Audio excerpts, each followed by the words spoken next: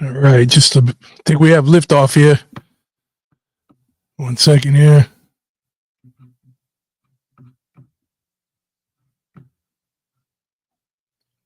It's the first one, so give it a minute. Give it a minute.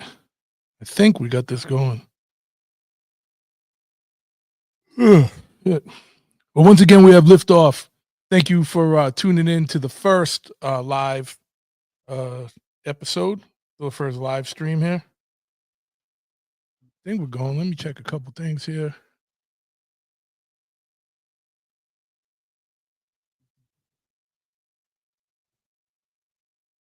All right. See a few of you on here. I got to go. What's up, Seth? What's up, KO? What's up, Skull? Big Kyle? What's happening? Travis, what's happening? 86 Arizona. So I got to go between these two different screens here. I don't know what the hell I'm doing. I'm trying to set this up. How come I can't see things on here? All right. Well, whatever. So first, definitely want to give a shout out to everyone that's listening live on the first live stream here. Everyone that sent in questions ahead of time. I know it's Sunday. You know what I mean? It's nice out. I don't know where I know you guys are all over the world here. So what's up, Jake? I see you with the Bazooka Shocks. Give Bazooka Shocks a listen live out of Portland. Actually, while you're on, I'm going to answer your first question. As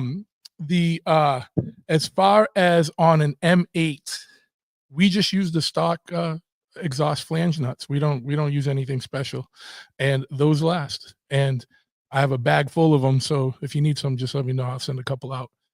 But yeah, just use the regular ones. You don't need to get nothing extravagant on flange bolts because, you know, people will try and sell you anything nowadays. Yeah, what's going on, people? Feel free. Pyromedic 5x5. I don't know what that means. I'm half disabled. What's 5x5 mean? Pyromedic. I'm just streaming on some bullshit today, to be honest with you. I just wanted to see if this works, kick it off, answer questions. And yeah, I have a couple questions that people sent ahead of time, but Pyromedic, feel free to ask. And I don't know if people know what 5x5 means, chime in, because I don't know what that is. Yeah, so anyway, one of the questions that I had was outside of let me pull up these questions here because I put them aside. One of the questions someone had was, what am I reading? Oh, all right, cool.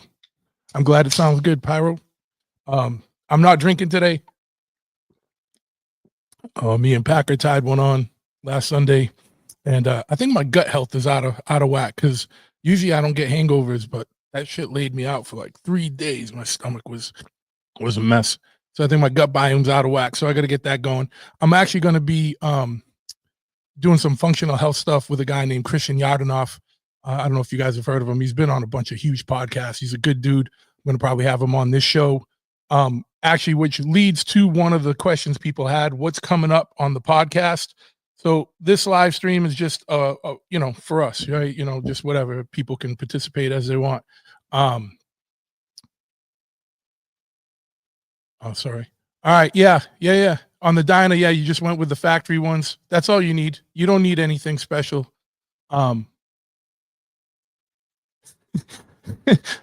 yeah, I will have the gut biome back in effect for the upstate barbecue, yes, and I'll ruin it there. Skull, yeah, I don't do carnivore, but I do, you know, mostly high protein stuff. Like I said, I got this dude Christian Yadanov. He's a super heavy dude with in functional health, and I'm going to be doing his protocols. We've been talking, and I've been getting everything set up with that. And I'll let you guys know how that works, and I'll get him on because he's legit, and it's a lot of information that you guys will find interest in. It's not just regular American Medical Association propaganda. Clamato, uh, Clamato, and red beer. Less than no hangover. I only do hard alcohol, man. I can't. The only beer I can do, and this isn't me being bougie or anything, but the only beer I can really drink is like imported German wheat beer, like Weiss beer, because it doesn't have the preservatives in it, and I can drink that all night, and the next day feel like $1,000,000. But like I said, usually hangovers don't hit me. It's just this time it was bananas. It was like 3 days of just like having stomach aches. But yeah, before I get into anything. One of the listeners sent me this, and I got to give a big shout out. It's a Hard Truth whiskey here, a rye. I will not be partaking of that today, but I will be opening that up soon. Thank you for the gift. I'll probably bring that out on the next M4 for everyone to enjoy and make more retarded content with that. But yeah, so as far as things coming up, because that was one of the questions I got from multiple people.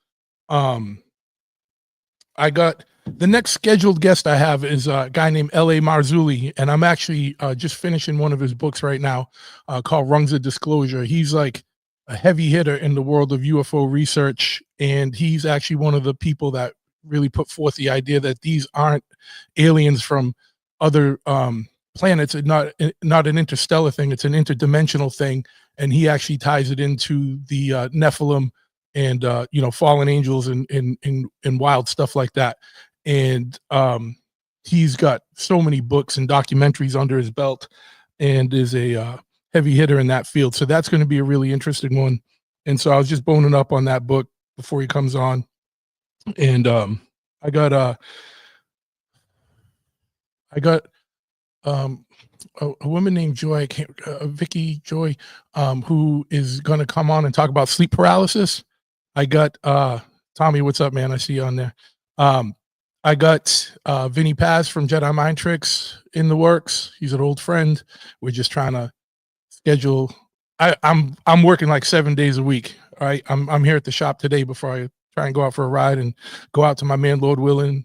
I'm not saying nothing. Happy 40th to Lord Willing. I don't even know where I was going. Brain fog. Another reason why I got to get up a Christian. But yeah, so the Vinny Paz. Vicky Joy, who is going to come on and talk about sleep paralysis. I got a bunch of people in the works. There's always like a rotating thing of people that I can pull on. It's just getting the time where everything lines up, because I'm working like 7 days a week. It's the high season here for Chop Ahead, besides that, the bar and the tattoo shop and the where I do laser removal. I don't tattoo, So between all that and this, it's been going. Yeah, there is a reason why they call it rock gut. Tommy Hardy's been hungover since 2009. He wants everybody to know. But yeah,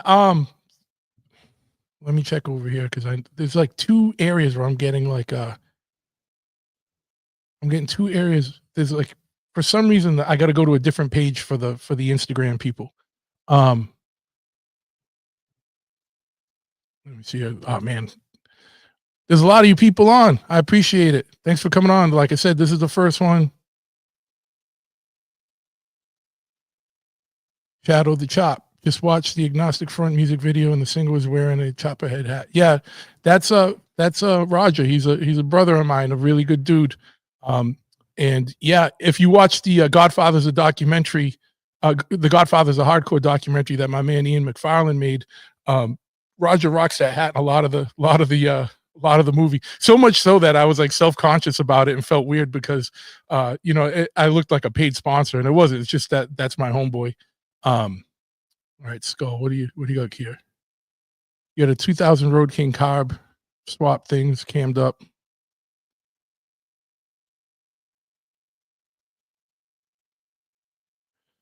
All right, you got a lot going on there. You hit me up directly afterwards, and I'll go over some stuff with you. there's a lot there that we would I have a lot of questions that I would have to ask you about that. So yeah, uh, but yeah, so yeah, Chophead's off the hook right now. We had a crazy year last year. If people don't know, the end of the year, our bike nights got a little wild and a little out of control. The stunt guys were kept doing their thing, and we had a intervention from the town and the local police, and spent a lot of money at the end of last year fighting fighting to keep my business license and a bullshit criminal case that was stupid. But anyway, it's all set. But yeah, so now we're working hard so to make up for the lost income from that, and everyone knows lawyers aren't cheap. Jaeger Ryan, what's happening? Hope everything's good out there. Got a lot of Arizona dudes in the house. I got it. Like I'm going between these two screens because everyone's half of the people showing up on one and half of the other.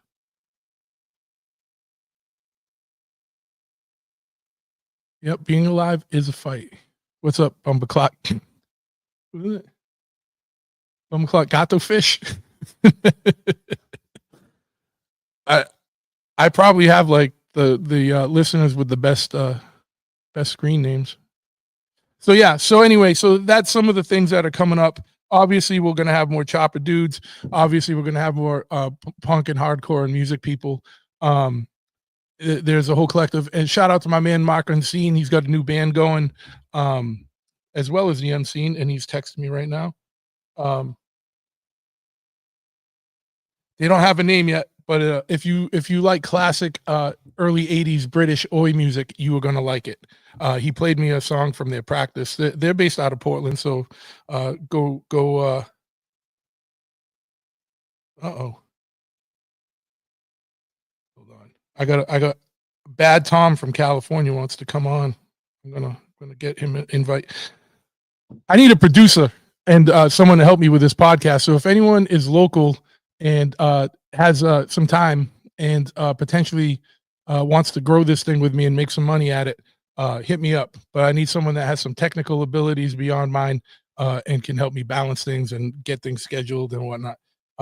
Because I'm always juggling multiple things all the time, and it's good for my ADD because it keeps me going and firing. But I'm also all over the place, and I don't concentrate on anything for more than 10 minutes, and so everything's wild and all over the place. That's how that goes. Uncle Vinny's on there. What's up, Evil Twins? What's up? Hey, good. There's a lot of people. Now I feel like I got to put on like some real content and not just whatever. But like I said, ask any question. I'll answer any question. If you got deep technical questions like Skull, hit me up offline. We'll go over that. Yeah. So I'm going back to some questions here that people had. Oh yeah, and by the way, speaking of chopper stuff, the Idle Hand show, I think it closed at the end of July for entries, but there's a ton of people that entered, and that'll be an interesting thing to keep your eye on because this is all home built, home builders. It's not people farming out paint and farming out fabrication and farming out engine builds and farming out this and that and then putting together a puzzle piece and as a chopper. These are people, everyone.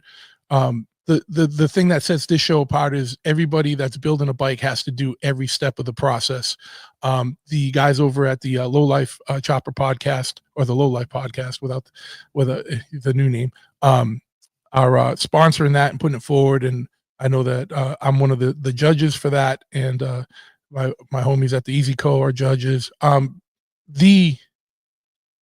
follow that on Instagram, Idle Hand Show, and shout out to Rhino and No Luck Paintworks.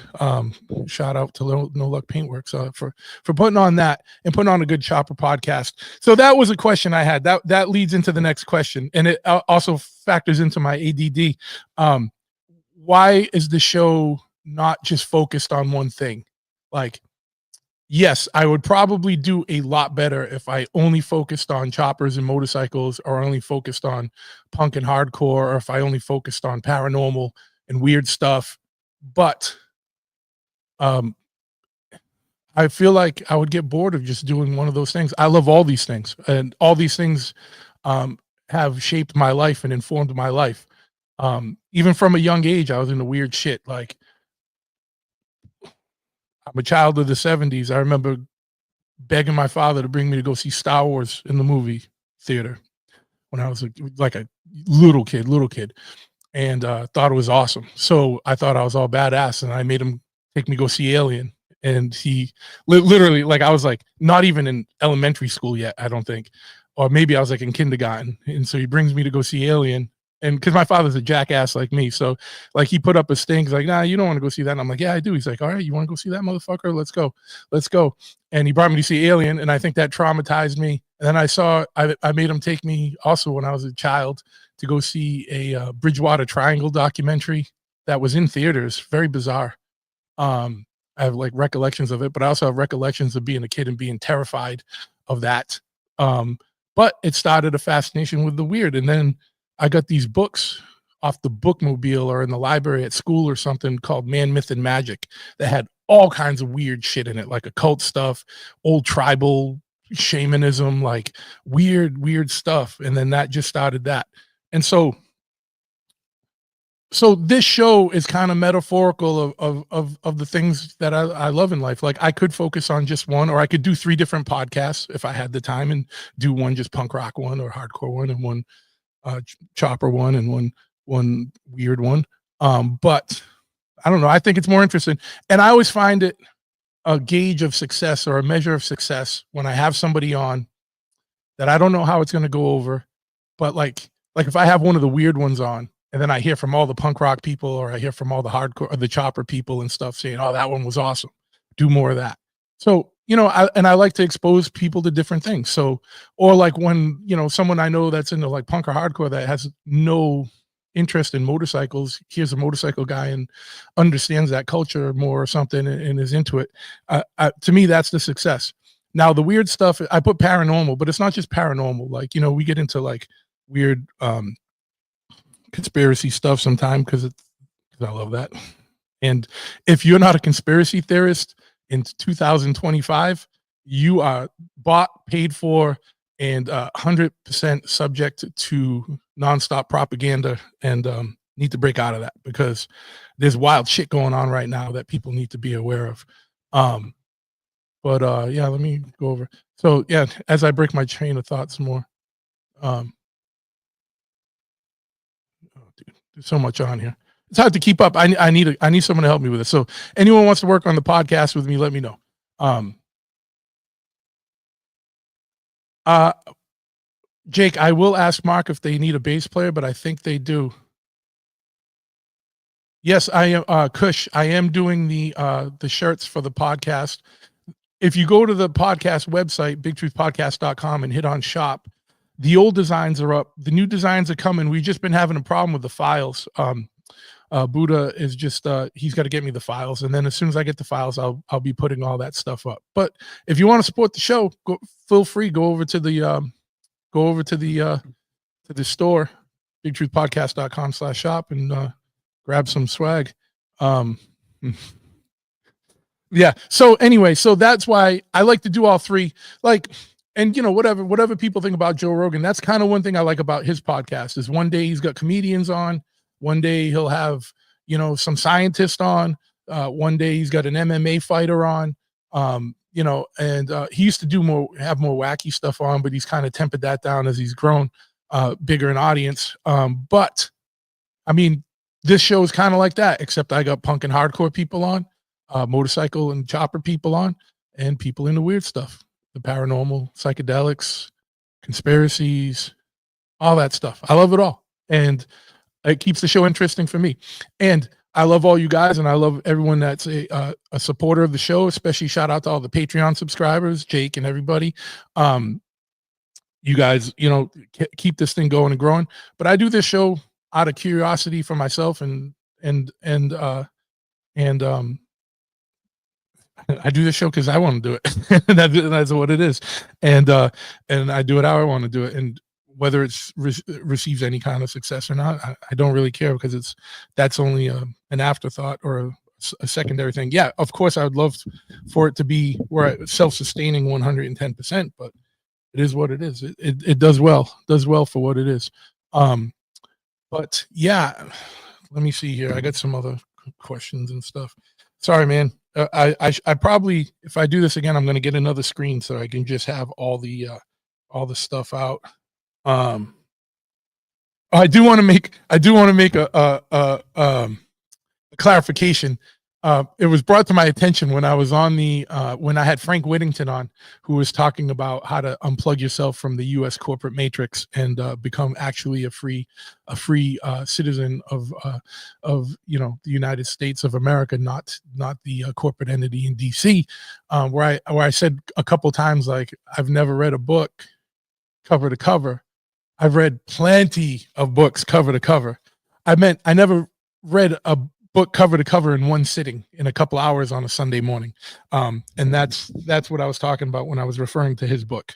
That it was easy but very informative, very dense with information, but very easy to get through. And I actually got through it all in one sitting. And I just want to clarify that I'm not as dumb as I look. But yeah, so with that said, going back into the impetus for the podcast, like the other thing, because people have asked what made me start the podcast. And I had a couple of people ask that. I just wrote down the questions because I'm an idiot. I didn't write down who asked some of these. Some of these were offline, that were direct messages. So sorry. The impetus for the podcast was, that I didn't see anyone doing one like it. And, there were people certainly doing motor podcasts or like punk rock podcasts, or there's millions of paranormal podcasts. I just wanted to do more of like a variety show so that it keeps it interesting, keeps it moving. Before I was doing Chop Ahead full time and the tattoo shop and the bar and everything full time, in a past life, I was an anthropologist. I was like a medical anthropologist and did work with traditional healers like native medicine men and things like that. Again, because I'm into weird stuff, or not that that's weird, but you know what I mean. Not common stuff, always outside the mainstream. I tried to exist in the mainstream world for a little while, but even doing kind of weird stuff in the mainstream world, I just couldn't do it. And so that's why I left doing all that and just went into doing full into my businesses. Chop Ed next year is going to be 25 years old. So I've been doing Chop Ed a long time.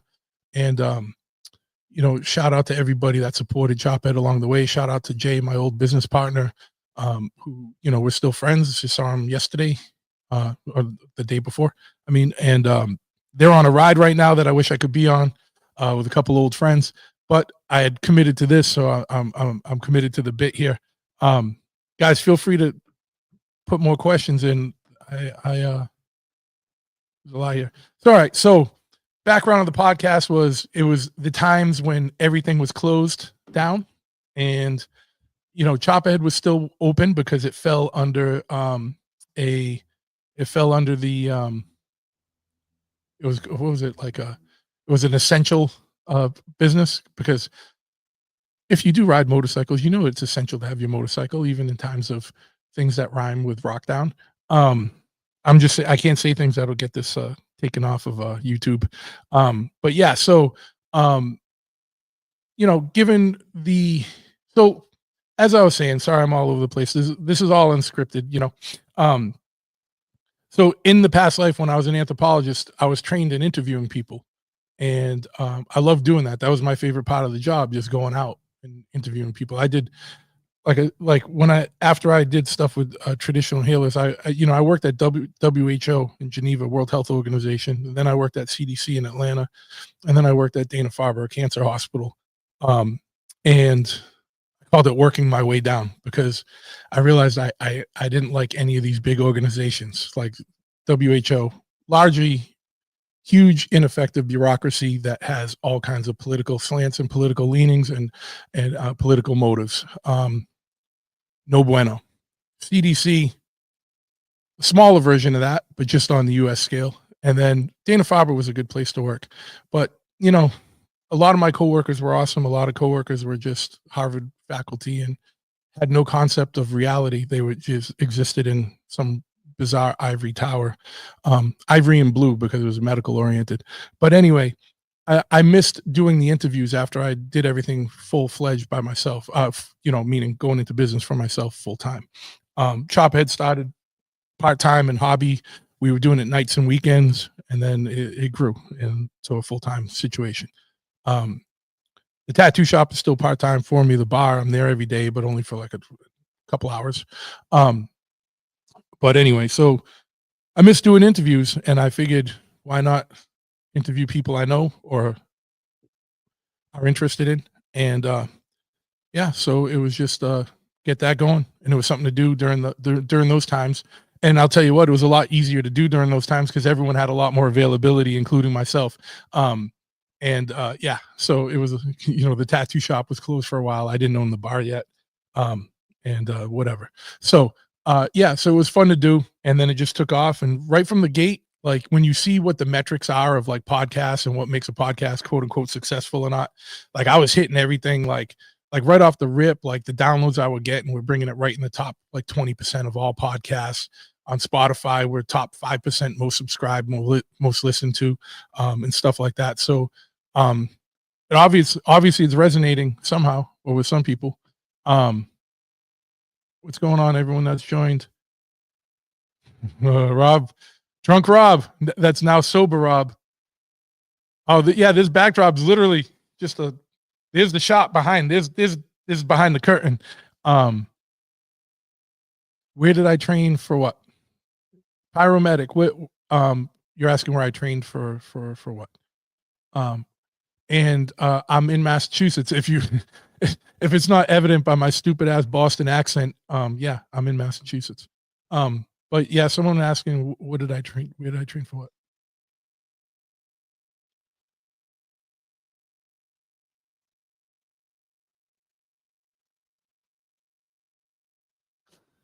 Can I do a what? You want me to do a podcast on time management? I'm the worst dude for that. You just go. You know how you do time management? You don't sleep, right? You sleep when you're dead. You sleep like 4 hours a night and then do stuff the rest of the time. Yeah, I am busy, dude. Thank you. But yeah, I hope Rob, you hanging out with Wayne this weekend? My boy Wayne that works with me at the tattoo shop is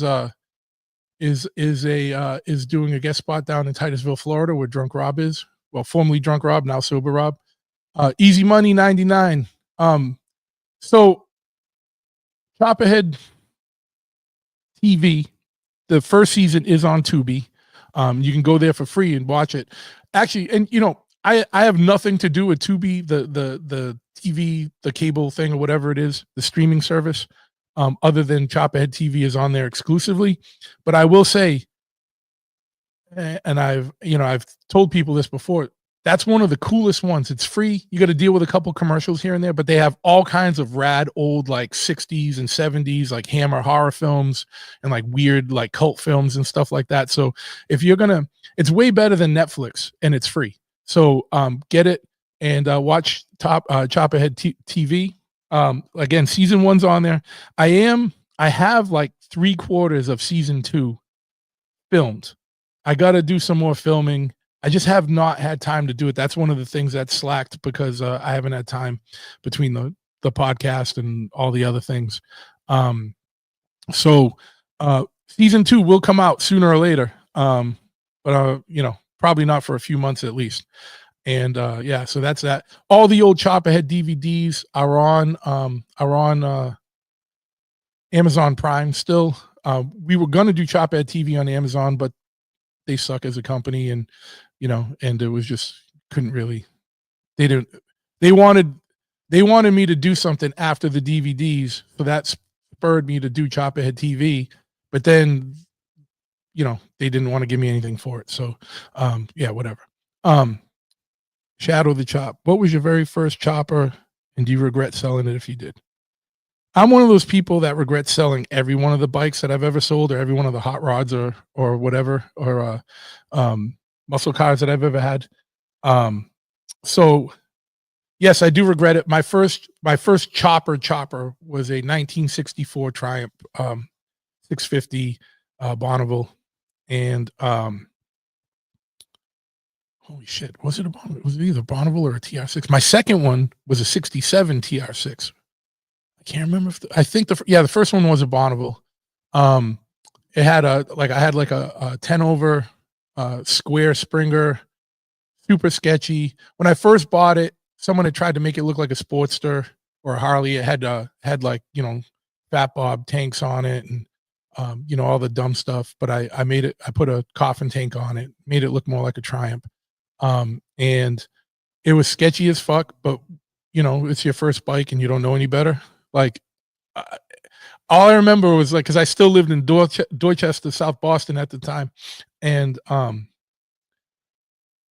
just remember being on the Mass Pike, riding with Ken and this dude Jazz and everybody.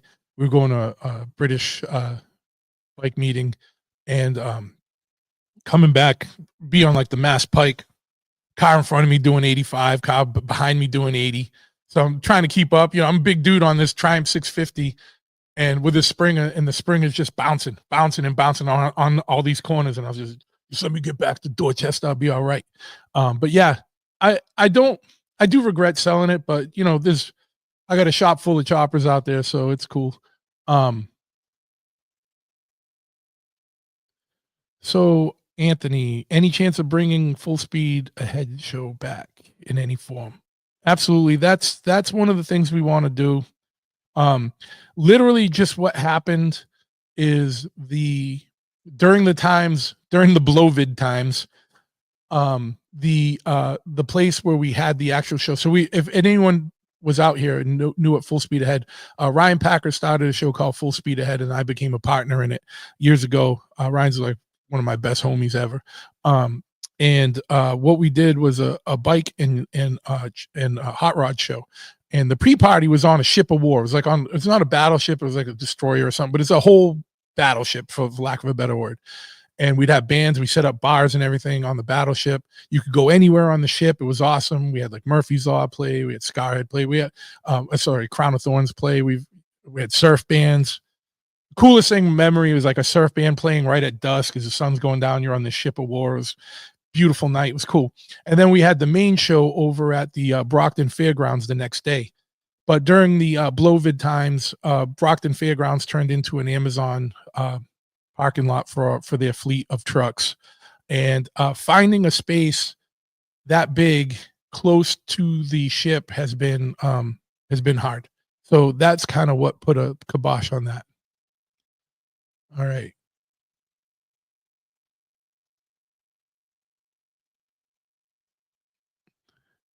Have I heard of the Blood Butte area up there in the multitude of tribes? I gather I've heard a little bit about that, Pyromedic. Where did I train for anthropology? I started my undergraduate school. I went to Salem State College, and that's where I became really good friends with Seamus, who's known as Esoteric, as Czarface,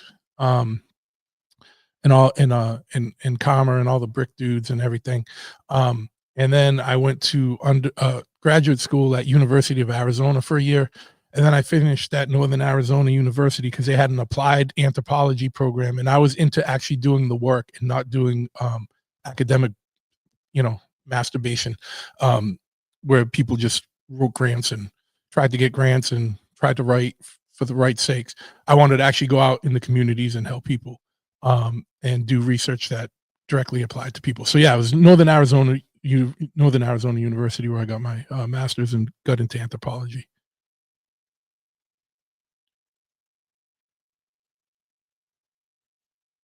I'm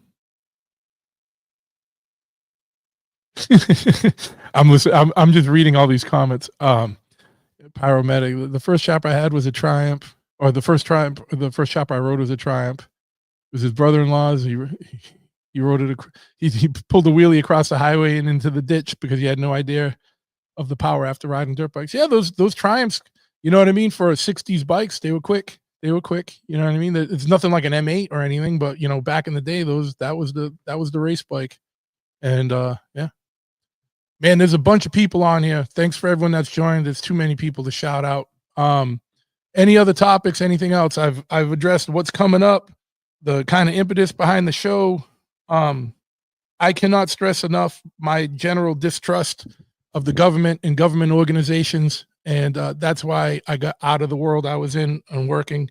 Um, I talked about shows. I'm looking at things people asked about. Um, oh, someone asked, "What am I reading right now?" The only thing I'm reading right now is that book from L.A. Marzulli called "Rungs of Disclosure." It's about kind of what's going on behind UFO disclosure. It's a good book. Good book. I'm like 98% through it. I'll probably finish it up tonight or tomorrow morning. Um, but anything else, guys? I mean, we've been going for a little bit. This is longer than I thought. So yeah, so bigtruthpodcast.com, you know, you got a little more insight into the show itself, in my background. So this is one thing I wanted to point out. I know everybody probably listens to multiple podcasts, and you see everyone has different styles. You'll see that's my style, is to not talk as much when I'm interviewing somebody. When I have someone on the show, and that comes from my anthropological background, which was called the type of interviewing is called the ethnographic interview, where you're interviewing someone to find out about their thoughts on something or cultural things, or there's a whole array of things. But at the end of the day, I want to ask questions, get people talking, and hear from them. You probably don't want to hear from me interrupting. That's one of the things I hate when I listen to a lot of podcasts, when podcast has a real interesting guest on, and then the podcast host is doing 90% of the talking. I understand if you got a guest on that isn't very chatty, but you got to get them talking. But like when they're interrupting and then talking about themselves for 20 minutes, you won't hear a lot of that on mine. I try and let the guest do most of the talking, and I only interject to kind of keep the conversation going or directed. But or like making sense, because sometimes people talk very cyclically. But yeah, so that's why you don't hear a lot from me. I do the listening and kind of directing. But cool. I'm so stoked that so many people joined. Yes, I am on StreamYard. I was thinking about, the dudes from Low Life said that they like Riverside better. So I was thinking of checking that out, but I already paid for StreamYard for the year, so I'm running the year out, and then I'll see what goes on with that. I gotta go over here to Instagram again. Big B, what's up? Big B, my brother from Swiss. Swiss, what's up? Swiss out in Denver. Big B out in, I don't know, you're probably on the road somewhere. Bass player for Madball. He was a bass player for Sheer Terror, bunch of bands. He's a bass player for Hire. Damn, dude, a lot of people on here. Yeah, so anyone else got any questions or any topics they want me to address before we wrap this up? It's a Sunday. I don't want to keep everyone. I know it's nice out. Go enjoy the day. Go breathe some fresh air. Go do something. I want to. I got some stuff I got to do later, so I'm packing everything in. I got to do a little bit of stuff here at Chopperhead. Like I said, this is behind the curtain. There's Chopperhead right behind. It's and I got this on the merch company for like $25. So this isn't a big high end production. That's one of the things I'm skilled at, with between the Chopperhead DVDs and the TV show and this, make things look bigger than they really are. Like it's all here in this one little building. I did not go to Sturgis this year. So I haven't gone to Sturgis yet. That's the only one I haven't done as far as the big rallies go. I'm not a big rally guy, but I feel like Sturgis is a pilgrimage everyone should do. That's in the motorcycling. And the first time I do it, I want to do it right, meaning I want to ride there from here. I don't want a trailer.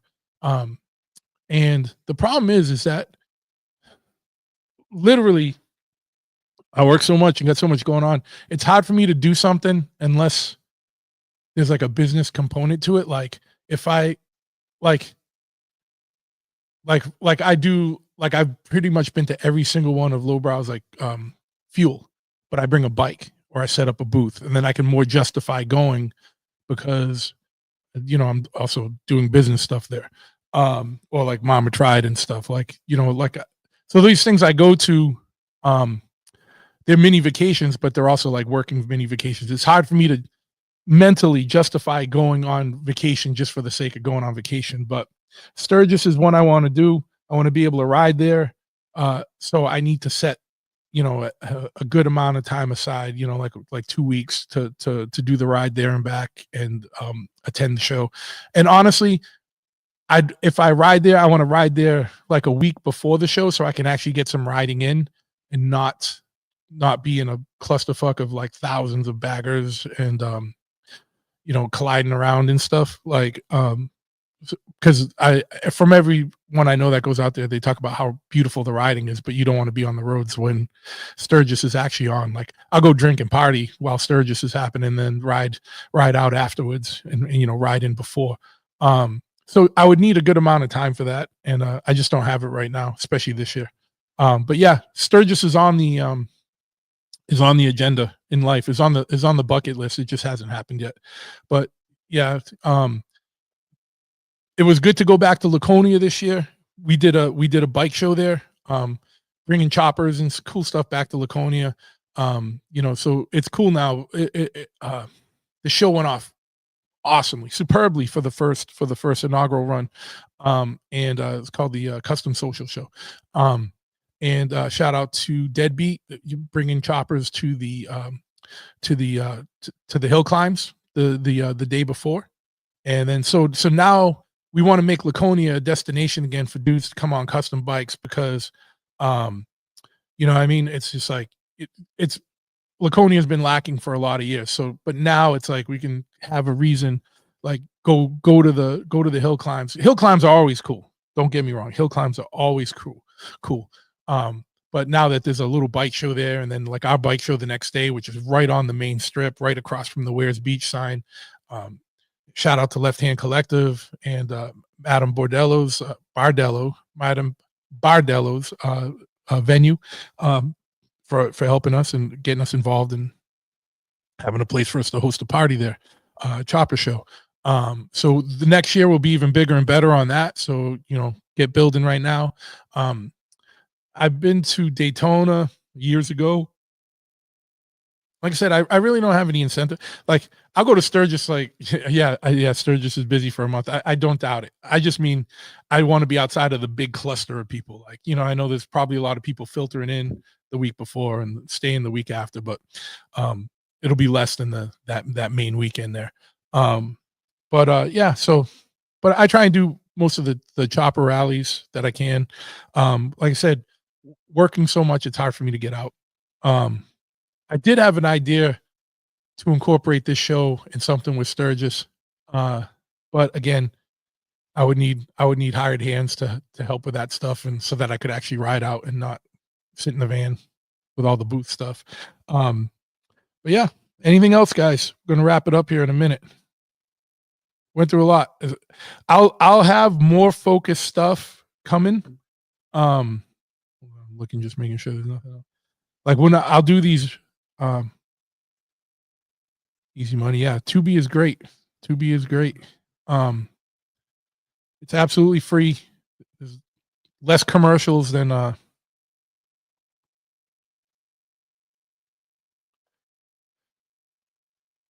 looking at Rob. Great grandfather used to do the Widowmaker hill climb. There you go. Blues Bike and Barbecue in Arkansas is the largest in the country, or third largest in the country. 400,000. That sounds like a nightmare, dude. I don't want to be around 400,000 people. I'm anti-social as fuck. That's why it says it on the back of the first Chopperhead shirt.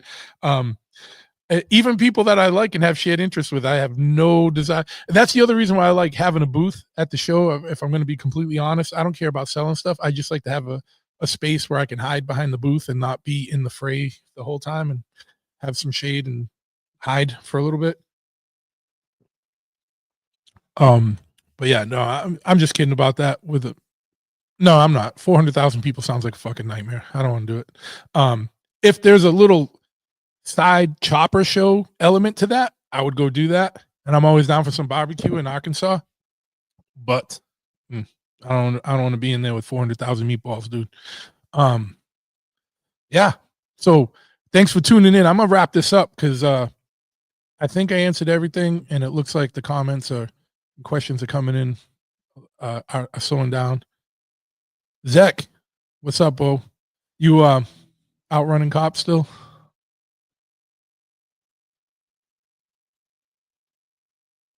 Thank you, Kush. Thank you for everyone. Um, I got a new episode. I'm recording one Thursday, so this should be one either next week or the week after. I know it's been a little spotty where I've been not doing as many new episodes during the summer here. I've been just so jammed, dude. But the show is not going anywhere. We're going to continuing to go and grow. I thank you all for coming on this today. And make sure you check out bigtruthpodcast.com. Check out chopahead.com. Get some swag. Help keep the lights on, and support the Tattoo Flash Collective, which is the show sponsor at tattooflashcollective.com. My man Johannes tearing it up in the world of tattoo art, tattoo flash, and tattoo inspired art, or art from tattoo artists, right? You and like I said, when I do these commercials that are on the actual episodes, it's just like this. I don't have anything written, but yeah, you can get anything from like a postcard to like full posters on that. So check out that. If you are in the unfortunate situation where you find yourself in a motorcycle accident, hit up the Glassman Injury Law Firm at Gotta Get Glassman. I normally would never have a sponsor in that type of corporate world, but these dudes actually, like one of my boys works there and is like a dude I trust and known for like probably 3 decades now. And the owner, Jeff Glassman, actually does ride and really gives a shit about riders. It's legit. It's legit stuff. December, Control Tattoo Space Coast Rumble, Chops, Cars, and Bands. That's out in is that Titusville, Rob? And that's in Florida. So somewhere in Florida, check out the Space Coast Rumble at Control Tattoo. All right. Anyone else got anything they want to shout out? Check out Bazooka Shocks, my man Jake's band.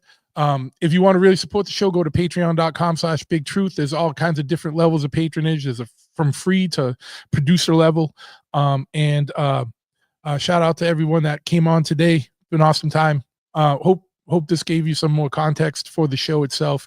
Next time I do a live stream, I'll have guests. I just wanted to, this is all new to me. This is the first one. I just wanted to make sure this would actually work and go through. So thanks for dealing with any technical stuff.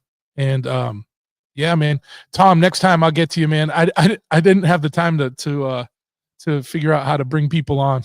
I know how to do it, but I was just like juggling too many things and trying to keep up. But man, there's a ton of you dudes on here. There's a ton of motherfuckers. Thank you all. And like I said, got a new episode coming within the next 2 weeks. And if there's any episodes that you remember as like particularly sticking out for you, that you'd want me to do a rewind on and bring it back, let me know. So like the first one I did a rewind on was Al from Dropkicks and the Bruisers. So we did the punk rock hardcore one in Oiwen. And then the second one was my man Big Nick, rest in peace, to do a motorcycle one. And then I just last week or whatever it was, brought back the Chris Pittman one, which was one of the first like deep paranormal episodes I did. It was half punk rock. Well, it was probably 25% punk rock, 75% paranormal. And that episode hit hard with a lot of people. So I brought that one back. But there's any other ones that you remember that you'd like to see come back, shoot me a message and I'll get that out. But I said new stuff coming soon on all 3 fronts, and we're going to keep it going like that. And thank you, everybody. Go enjoy your Sunday. I'm going to try and do the same.